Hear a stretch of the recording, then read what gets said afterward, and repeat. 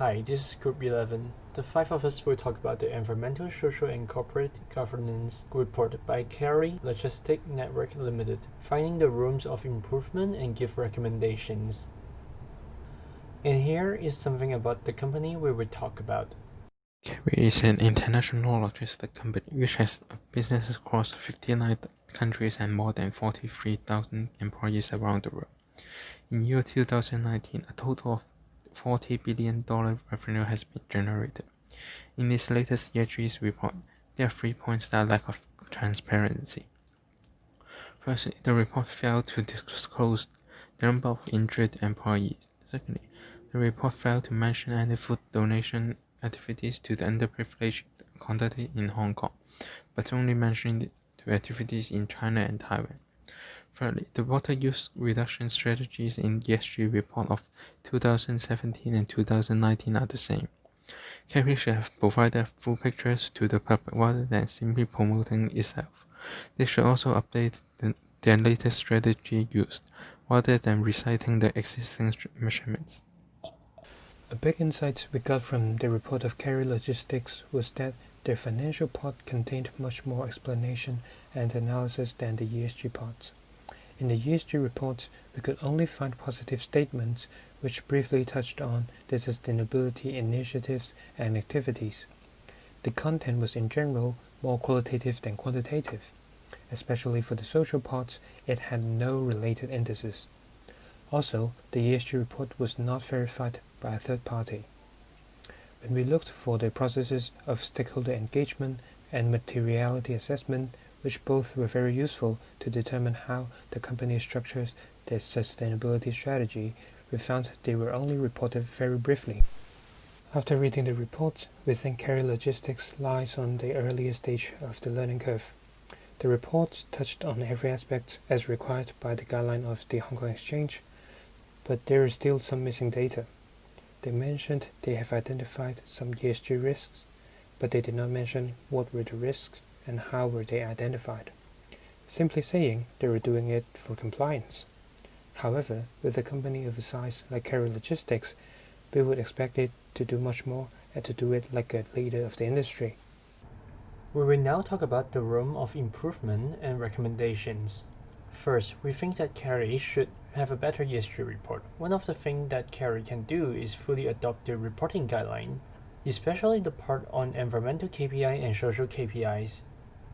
As mentioned earlier, there are some data that we think that is missing, such as lost day due to working injury or how Carry ensure the workspace safety. Other information like workspace gender ratio, training receive ratio by gender, and senior management by gender are unknown. But we know that in fact, Carry had some injury, even few deaths last year. This was a fire in Carry facility in Taiwan last year caused one death and several injury, but it was not mentioned anywhere in the report. And we also found some news of car accidents related to Carry as well. We think that Carry must follow a reporting principle. The report must disclose information that is significantly important to any stakeholders. KPI is needed and must be measurable. The ESG report should be unbiased, which means it should talk about the good things and bad things, and should use a consistent method allowing comparison over time. Nonetheless, we believe that Hong Kong has a good guideline on ESG report already, but it is just a guideline. We think it would be a big improvement on ESG reporting if the guideline become a minimum standard, and no more comply or explain. Besides, the ESG report lacks the element of goal setting. By reviewing annual reports from 2017 to 2019, highly similar or even identical wording can be found in different aspects. In water use, the same paragraph has been used for 3 consecutive years. While in saving energy and managing greenhouse gas emissions, a project of launching 3 hybrid electric vehicles are mentioned. However, thanks to the internet, we found out the project was actually launched in 2013, which is 7 years ago.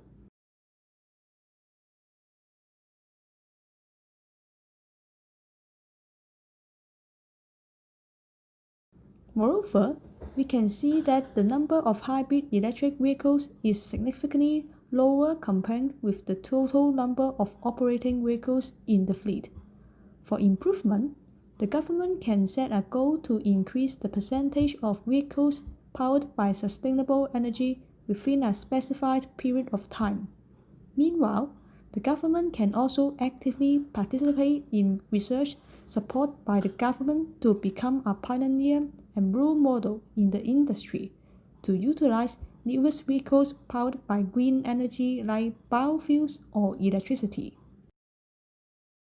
Carriers should demonstrate the results of the impacts of their sustainable acts to the stakeholder and outline more opportunity with further improvement or engagement, since the ESG report aims to enhance performance through demonstrating the process.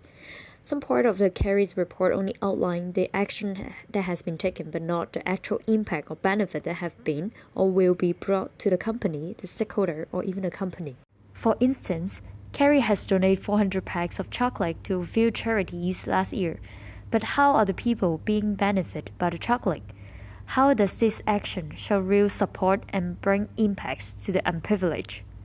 Apart from that, the company has written recycling rainwater to irrigate plants in their warehouse in the aspect of reducing water use in the report for 3 years without any assurance.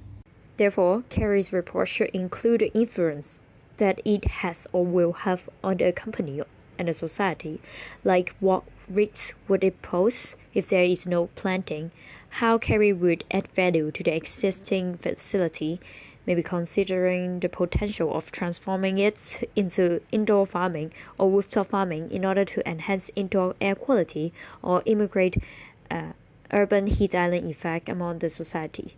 Despite the water reduction aspect, Carrie may also outline potential in contributing goods to the staff and the society by creating community garden in different districts for the driver to take a rest and eat, at the same time to serve the community. To conclude, the ESG report by Carrie is missing a number of employee injury, social engagement activity in Hong Kong, and the latest strategy. We recommend Carrie to fully adopt the reporting guideline to do goal setting, and further impact assessment is needed.